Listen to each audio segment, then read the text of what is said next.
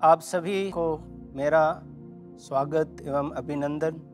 आज मैं आप लोगों के समक्ष मंगलमय प्रेम की माता के विषय में बताना चाहता हूँ। प्रवक्ता ग्रंथ अध्याय 24 पद संख्या 24 में कहा गया है, मैं मंगलमय प्रेम, श्रद्धा, ज्ञान और पावन आशा की जननी हूँ। अल्जीरियस उत्तरी अफ्रीका का एक कोढ़ी पुनर्वास गांव का नाम है। कुछ साल पहले एक युवा अमेरिकी टूरिस्ट के रूप में इस कोढ़ी पुनर्वास केंद्र में जाना चाहता था और अपनी जिज्ञासा के अनुसार वह उस कोढ़ी पुनर्वास गांव का विजिट किया। वहाँ पर उन्होंने ख्रिस्तीय धर्मसंघी बहनों को बड़ी लगनता के साथ कोढ़ियों के घाव और उनकी सेवा, उनकी शुश्रूषा करते हुए देखा। उन्होंने एक युवा सिस्टर को कोढ़ी व्यक्तियों की सेवा करते हुए देखा और अपनी जिज्ञासा के अनुसार उससे कुछ पूछना चाहा। साक्षात्कार में उन्होंने उस युवा सिस्टर से पूछा और कहा, सिस्टर, यह कार्य अगर मुझे 10,000 यूरो दिया जाए तो भी मैं नहीं करता। तब सिस्टर ने उससे कहा, ना ही मैं करती, मैं $1,00,000 मिलने से भी यह काम नहीं करती। उसके इस शब्द को सुनकर उस युवा व्यक्ति ने सिस्टर से कहा, लेकिन ऐसी कौन सी चीज़ है, कौन सी बात जो आपको प्रेरणा देता है कि यह काम आप बड़ी लगनता के साथ करती हैं। सिस्टर ने अपने पोशाक से रोसरी निकाली और उस लड़के को क्रूस को दिखाते हुए कहा, मैं इस क्रूस पर टंगे हुए मुक्तिदाता के लिए यह सब करती हूँ, क्योंकि इसने मनुष्य के पाप के लिए और मेरे पापों के लिए क्रूस पर अपनी कुर्बानी दे दी।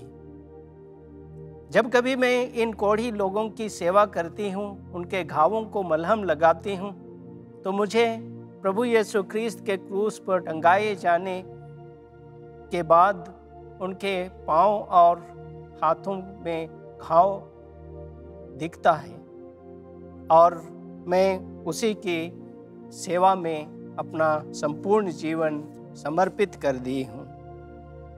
ऐसा ही एक दूसरी स्त्री जिनका नाम माता मरियम, जिसको हम मंगलमय प्रेम की माता कहते हैं, वह हमारे लिए एक प्रेरणा का स्रोत है।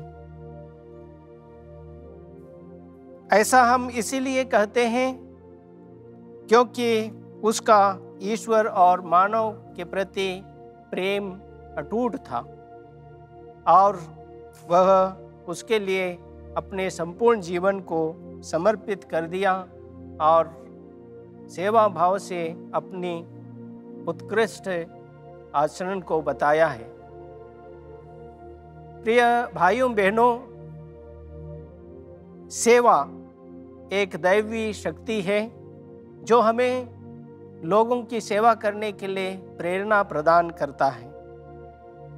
प्रेरणा पाने के लिए हमें सद्गुण को धारण करने के लिए बताता है और यह प्रभु यीशु ख्रीस्त की प्रथम आज्ञा है।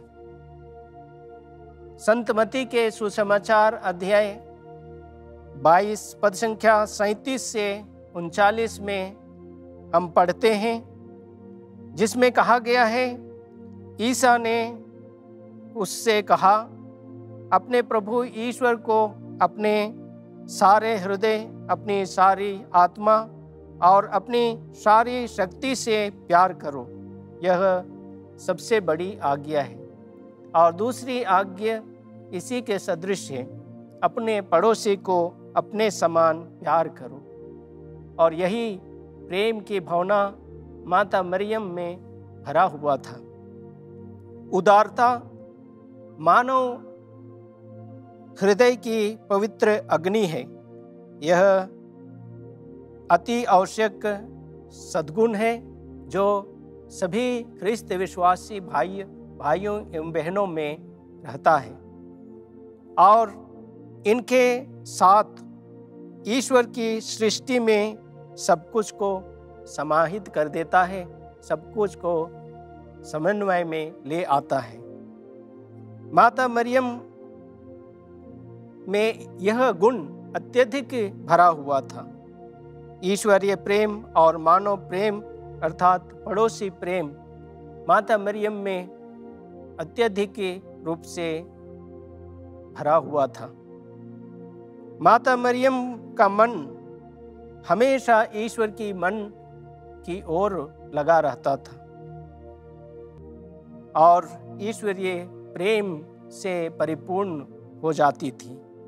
वह अपने दिल की सभी इच्छाओं को ईश्वरीय इच्छा पर केंद्रित रखा। मानवीय इच्छाएं हमारे हृदयों में, हमारे मन में आता है, पर उसे भी हमें ईश्वरीय इच्छा की ओर ले जाना है। माता मरियम अपनी आत्मा की सभी भावनाओं को ईश्वरीय भावनाओं की ओर केंद्रित कर दिया था। हमारी भावनाएं और हमारी अनुभूतियां कभी कभी अड़ियाल होती हैं और हम ईश्वर की आज्ञा को भूल जाते हैं और अपनी ही इच्छा और अपनी ही भावनाओं में बह जाते हैं। लेकिन माता मरियम हमारे लिए उदाहरण है कि वह अपनी भावनाओं को, अपनी मनोकामनाओं को ईश्वर की भावनाओं में परिवर्तित कर दिया। माता मरियम में ईश्वरीय प्रेम और मानव प्रेम का गुण भारी मात्रा में था और भरा हुआ था। संत लूकस के सुसमाचार अध्याय 1 पद संख्या 26 में स्वर्गदूत गाब्रियल ने माता मरियम को संदेश देते हुए कहा, प्रणाम प्रभु की कृपा पात्री, प्रभु आपके साथ हो। और उस संदेश को माता मरियम ने बड़े प्रेम और श्रद्धा से स्वीकार किया। संत लूकस के सुसमाचार अध्याय 1 पद संख्या 39 में अपनी कुटुंबनी एलिजाबेथ को सेवा करने के लिए पहाड़ी प्रदेश पार करके शीघ्र ही उनके घर चली गई और यह सेवा भावना का एक ज्वलंत उदाहरण था। संत योहन के सुसमाचार अध्याय 2 पद संख्या 3 में हम पढ़ते हैं, जहाँ लिखा है, काना नगर के विवाह भोज में जब अंगूरी घट गया तो माता मरियम ने प्रभु यीशु ख्रिस्त से अनुरोध किया, आग्रह किया कि वह पानी को अंगूरी में बदल दे और वहाँ के मेहमानों के लिए व्यवस्था कर दी कि वे अंगूरी की कमी महसूस ना करें। यह माता मरियम का एक सेवा का प्रतीक है। इसी तरह से माता मरियम का प्रेम सदियों से चला आया है और सदियों तक करिश्माई रूप से कार्य करता रहेगा। बहुत से लोग, विशेष करके क्रिस्तीय धर्म संघी भाई बहनें, इसी भावना से, इसी उदार भाव और सेवा भाव और मंगलमय प्रेम की भावना से प्रेरित होकर ही दुनिया के कोने कोने में हर प्रकार के सेवा कार्य कर रहे हैं, विशेष करके अनाथालय, वृद्धा आश्रम और हॉस्पिटल्स, ये सब में अपनी सेवाएं दे रहे हैं। यह ना केवल उन धर्म बहनों के लिए जो उत्तरी अफ्रीका के अल्जीरियस गांव में कोढ़ियों की सेवा कर रहे हैं, अपितु ऐसे बहुत सारी संस्थाएं हैं जिनके द्वारा माता मरियम के इस भावना से प्रेरित होकर वे अपनी सेवाएं दे रहे हैं। माता मरियम का पड़ोसी प्रेम हमारी सेवा कार्य के लिए प्रेरणादायी है, ज्वलंत उदाहरण है। यह हमारे लिए उत्साह की बात है, हमारे लिए प्रोत्साहन की बात है कि हम भी उनसे प्रेरणा पाएं।